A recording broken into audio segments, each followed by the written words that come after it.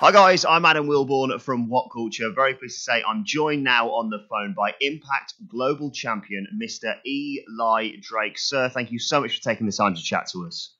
Here he is. What's going on, man? I'm very good, thank you. How are you? Can't complain. Just over here in Los Angeles enjoying the sun and probably a lot warmer than where you might be right now. So I can definitely appreciate that. Definitely.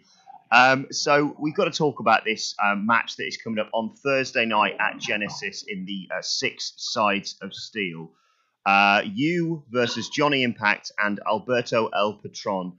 There's a lot of history going into this, and now there's this stipulation where if they fail to beat you, they will never challenge you for this title again. Was that sort of your thinking perhaps going into this match of, yes, you're wagering your championship, but you're wagering against something that stops them from ever facing you again? Well, let's do some math. It only makes sense. I've beaten both of them separately already. So if I'm going to beat them now together at the same time, then I'd say it's pretty much cut and dry, yeah? So why should they have another opportunity to come back and challenge? I mean, at some point, even a broken clock's going to be right twice a day. So even if they can't normally beat me at some point, because they're just going to keep on trying and trying and trying, and maybe at some point it might happen to break me down. But you got to look at it this way. They've had their opportunities. Time to move on. Well, exactly. And this Six Sides of Steel stipulation as well, how are you feeling about something like that? Because, you know, guys like Johnny Impact and Alberto El Patron are almost looking forward to this match. Do you think it plays to your advantage to be locked inside the steel with them, or is it a case of perhaps playing against each other and then looking for a way out, or just some way of retaining that title of yours? Well, you know, it's only my second cage match ever in this storied career of mine. But there's always a game plan. You always got to have something, some idea what you're going to do. And I've got that. I can't tell you, of course I can't, because then that's going to ruin everything. No, believe me, there's always going to be something up my sleeve. Now, you've had a war of words with both of these gentlemen. You might have seen recently Alberto calling you a paper champion in the build-up to this match. Are you going to be able, and are they going to be able to sort of try and take their emotions out of this, or is that perhaps something you might play on Thursday? Well, those are a couple emotional kids over there. Alberto likes to talk about paper champion. He's a paper champion and all this kind of stuff. But if you look at how I won the title, you look at how he won the title. He gets to walk in first night and challenge for that global championship, and then a little while later he got to wrestle Bobby, and then they unified the titles and all that kind of stuff. Well, I didn't get that luxury. Instead, I got to come in number one in the gauntlet for the gold, and I had to go coast to coast from the very beginning all the way 60 minutes to the end to become the global champion. So if that's a paper champion, then I tell you what, then guilty as charged, because now I am making the paper, because here I was, from start to finish, defeating 19 other guys to become the global champion. So, hell yeah, there are going to be some emotions in there. There's going to be a lot of emotions on the other side of it. At this point, Chris and I, we keep our focus. We're good to go. You said in the past, Eli, that people have become more obsessed with, I think your phrase was flippy stuff, whereas you like to tell stories. What do you mean by that? What I mean by that is I look at a lot of the stuff that the guys are doing, and all of the stuff has its own place. Wrestling is like a big variety show, so there's a little bit of something for everybody. But when I'm looking at some of these guys just completely killing themselves, when I look at something like this Paige just recently getting kicked so hard in the back that it re-injured her neck to the point where her career might be over. It's interesting to me that we are beating each other up so badly now. it used to work, and I always like what Jim Cornette says. Jim Cornette says that, you know, the people used to think it was real, and we weren't hurting each other. Now the people think everything's fake, and we're killing each other. So, to me, it's always been more important to tell a story than do who moves or this, that, whatever. Because any of the guys, if you ever look at the history of the business, doesn't matter what area you're in, where you go, the guys who make the most money, the guys who are the biggest attractions, are the guys who tell the best stories, whether that be verbally, whatever. Well, usually it is verbally. You look at a Steve Austin, you look at The Rock, you look at Ric Flair, you look at Hulk Hogan.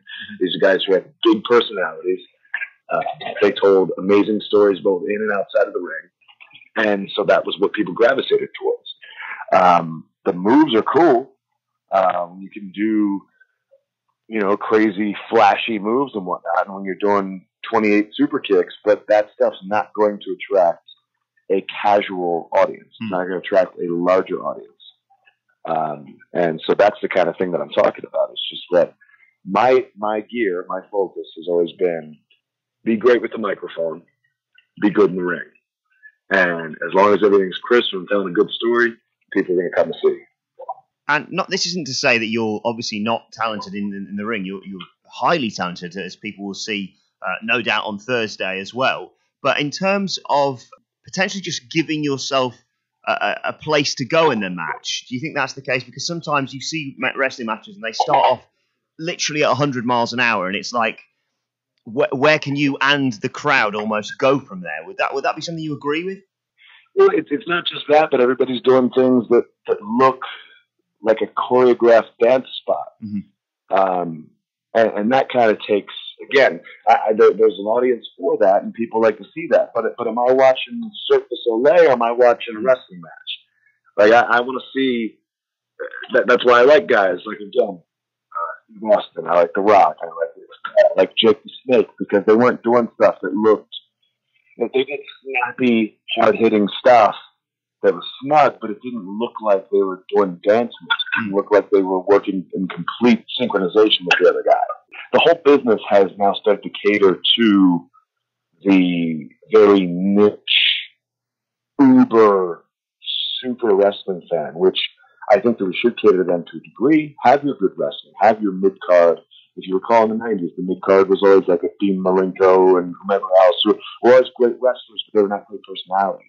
If you're going to garner a larger audience, you're going to have to do something that appeals more to people who aren't hardcore, super hard wrestling fans. And that's going to be, again, big personalities. But as you can see, even the people who are big-time wrestling fans, they're still big fans of personality. Because nobody's going up to Steve Austin and going, talking about his stunner. They're going to talk about, that's bottom line, to Stone Cold said so. They're going to talk about DTA, something like that. The Rock, same thing. Nobody's going to go up and be like, rock bottom. No, they're not going to talk about the moves. They're going to talk about the things that they remember. They're going to talk about people's eyebrow. They're going to talk about if you smell what the Rock is cooking. They're going to talk about it doesn't matter. But guys are so focused on doing moves and doing cool, neat-looking stuff, which that stuff has its place. But if that's your main focus, I think you're focused on the wrong thing. And guys are just hurting themselves and killing themselves by doing stuff on low-level shows. Like, not low-level shows. I mean, anytime you're on TV and you're wrestling on TV, that's a high-level show. But I'm saying as far as the hierarchy of television and pay-per-view, man, if you're doing a moonsault to the floor from the apron on regular TV, why? Where's your brain right now? What are you doing? There's nobody there to catch you. You're just hitting the floor. That sucks. What are you doing? It's so dumb to me. But it's just, to me, again, if you're going to make money in the business, if you're going to be successful, if you're going to grow your audience, it's all personality and stories. The wrestling is there, but it's not, and it's never been the main thing. I think you're making really valid points here, Eli, but also it's kind of reflected in your character, as I mentioned. For you, getting into wrestling and the people you sort of idolized, who was that when you were first starting out? Like, who were the people you looked up to, and what were the first matches that you really sort of sat down and appreciated in wrestling? Well, I mean, I've been watching wrestling since before I can remember. My dad has always watched it, so I mean, I can remember being probably 3 years old and yelling at Nikolai Volkov on TV because I was a big Hulkamaniac, and he was talking trash on Hulk Hogan. I could not stand for that. So, I always remember just loving that, loving every match that Hogan was in, getting so nervous for it that I would almost get upset to my stomach when I was a kid. And so always being very into that, and then we get into high school, and then, the Steve Austin starts to get big, and it's like, oh man, I want to be here. And then The Rock gets big. It's like, oh my God, I'll be him. And then the point where like I would film myself, basically just recreating some of the promos that they've done. So like I would turn the camera on and like I would say their promos verbatim. So it was always stuff like that to where I always wanted to be like those guys in the sense that at that time I didn't know I was going to be a wrestler. I had no idea of that. But once I did get in the wrestling business, I was like, okay, first and foremost, you're going to look like a wrestler. Second, on top of that, you're going to talk like a wrestler. And of course, then you need to have the skills of wrestling.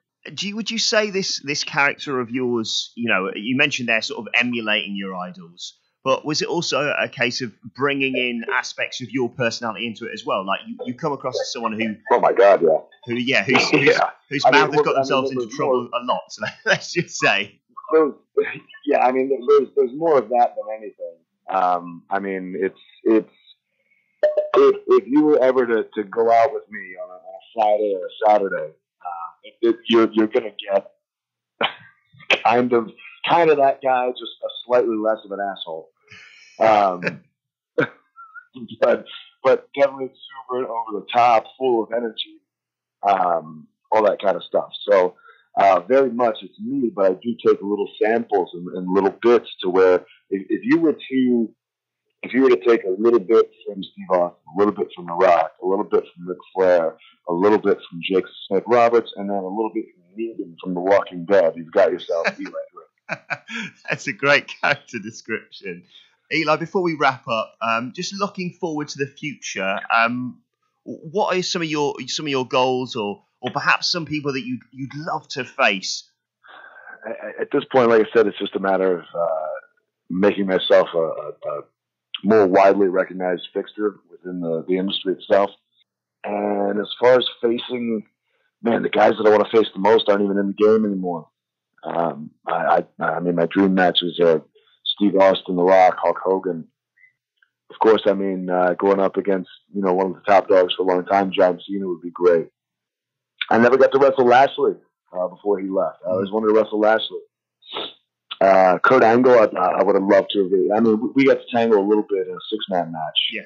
But to have done that one-on-one, I think would have been a completely different thing. Lesnar, I would love to go up against Lesnar. I think that would be a good time. And actually, who I'd really look forward to, because I've loved watching his development, and I knew him very personally when I was in the Performance Center in Florida, is Braun Strowman. Because we actually came in together at the Performance Center, and like we did our medicals together and everything, and we would hang out from time to time. And he used to be very stiff as far as like promos and stuff like that, and obviously he's new to the business in comparison to everybody else. But to see like where things have gone now, I would actually absolutely love to run something with him. Now, I couldn't have the official namer of dummies on without asking him who's recently maybe made it onto that list. Who are the latest dummies, basically? Wow. I'm gonna say the three biggest dummies right now. I'm gonna go the U.S. government. Yeah. They can't seem to work anything together. We got to get that shut down. I'm going to say Donald Trump. I'm going to say step further and go to Kim Jong-un, because that guy's a maniac over there. So 3 dummies. Yeah. Yeah. Very good. Eli Drake, it has been an absolute pleasure chatting to you. Thank you so much for taking the time to chat to WhatCulture. Yeah, for sure. And best of luck on Thursday night at Genesis in 6 Sides of Steel, defending your Impact Global Championship against Johnny Impact and Alberto El Patron. Any final thoughts ahead of that? Yeah, well, don't, of course, everybody wants to get in and check that out. Watch me defend my title in the 6 Sides of Steel. And I think that might be the last time you're going to see a 6-sided ring, quite honestly. But aside from that, connect with me. Find me on Instagram. Find me on Twitter. You're going to find me at the Eli Drake, TheEliDrake. And you can find plenty of wonderful, amazing T-shirts of mine at Shop Impact. And you can find some of the best T-shirts you're ever going to see. Shirts that you can wear out when you go out on a Friday night. Shirts you can wear at the gym. Shirts that are very versatile at ProWrestlingTees.com/Eli Drake. Eli, an absolute pleasure to chat to you. Thank you very much, sir. Absolutely. Thanks for having me. Thanks a lot. Hey guys, thanks for watching the video. Don't forget to subscribe below, and if you're looking for more content like this, then try a few things that are floating about around my ears. It might be fun. I can't promise it though, but it might be.